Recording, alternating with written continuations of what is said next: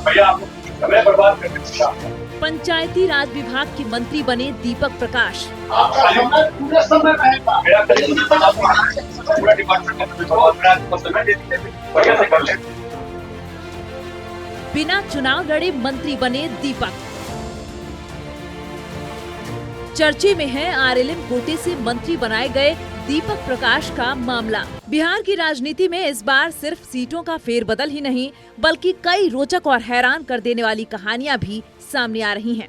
इनमें सबसे ज्यादा चर्चे में है नीतीश कुमार की कैबिनेट में आरएलएम कोटे से मंत्री बनाए गए दीपक प्रकाश का मामला।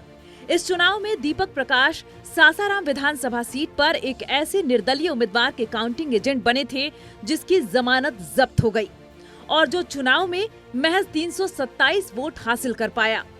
पीएम मोदी की मौजूदगी में नीतीश कैबिनेट ने मंत्री पद की शपथ लेने के बाद दीपक प्रकाश को पंचायती राज विभाग आवंटित किया है।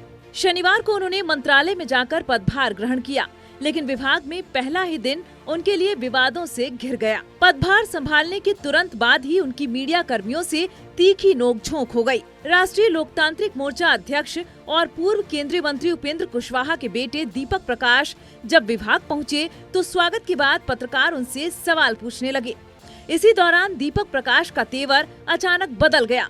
उन्होंने मीडिया कर्मियों से कहा, अब आप लोग चैम्बर से बाहर जाइए, मेरा टाइम बर्बाद मत कीजिए।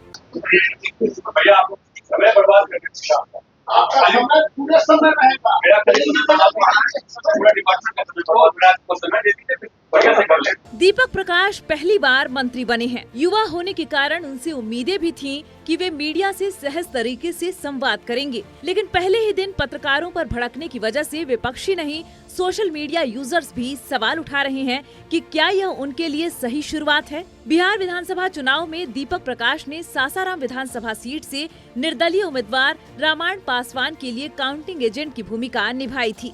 नतीजे आए तो रामायण पासवान को कुल 327 वोट ही मिले और उनकी जमानत जब्त हो गई। इसके उलट दीपक की मां स्नेहलता कुशवाहा इसी सीट से राष्ट्रीय लोक मोर्चा पार्टी के टिकट पर चुनाव जीतकर विधायक बनी।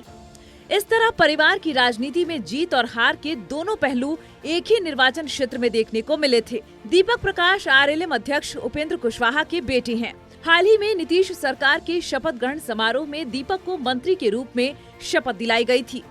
सादा शर्ट, जीन्स और पैरों में क्रॉक्स पहनकर दीपक ने शपथ ली थी। जब उनसे इस वेशभूषा के बारे में पूछा गया तो उनका कहना था कि उन्हें भी शपथ से कुछ देर पहले ही पता चला था कि उन्हें मिनिस्टर बनाया जा रहा है। उन्होंने कहा कि मुझे मंत्री क्यों बनाया गया, ये पिताजी से पूछिए। राजनीतिक हलकों में इस बात को लेकर भी चर्चा है कि दीपक प्रकाश ने अपनी मां की चुनावी टीम में शामिल होने के बजाय निर्दलीय उम्मीदवार रामायण पासवान के काउंटिंग एजेंट के रूप में काम किया। चुनाव आयोग के रिकॉर्ड के अनुसार दीपक प्रकाश की भूमिका मतगणना के दौरान रामायण पासवान की अभिकर्ता के रूप में थी। चुनाव आयोग द्वारा जारी पहचान पत्र में भी यह दर्ज है कि वे रामायण पासवान के काउंटिंग रिटर्निंग ऑफिसर के रूप में तैनात थे। मतगणना के दौरान काउंटिंग आरओ का काम बेहद संवेदनशील माना जाता है। उन्हें उम्मीदवार के वोटों की निगरानी से लेकर मतगणना के समय टेबल पर मौजूद रहकर प्रक्रिया को सुचारू रूप से संचालित करवाना होता है। इस चुनाव में निर्दलीय उम्मीदवार रामायण पासवान को महज 327 वोट मिले थे। इतने कम वोटों के कारण उनकी जमानत जब्त हो गई। हैरानी की बात यह है कि दीपक प्रकाश जिस उम्मीदवार के काउंटिंग आरओ थे वह तो चुनाव में हार गया, लेकिन दीपक प्रकाश मंत्री बन गए। यह विरोधाभासी स्थिति राजनीतिक गलियारों में काफी चर्चा का विषय है। दीपक प्रकाश ने शनिवार को पंचायती राज विभाग का कार्यभार संभाल लिया। राजनीतिक जानकार कहते हैं कि यह मामला बिहार की राजनीति में पारिवारिक और व्यक्तिगत राजनीति के मिश्रण का एक अनोखा उदाहरण है। जहां एक तरफ परिवार के सदस्य चुनाव जीतते हैं, वहीं उनके करीबी किसी अन्य उम्मीदवार के पक्ष में सक्रिय रहते हैं। यह स्थिति लोकतांत्रिक प्रक्रिया में विविध भूमिकाओं की महत्वपूर्ण भूमिका को दिखाती है। आने वाले दिनों में यह देखना दिलचस्प होगा कि मंत्री दीपक प्रकाश अपने विभाग में किस प्रकार की नीतियां लागू करते हैं और बिहार की स्थानीय राजनीति में उनकी सक्रिय भूमिका कितनी प्रभावशाली साबित होती है।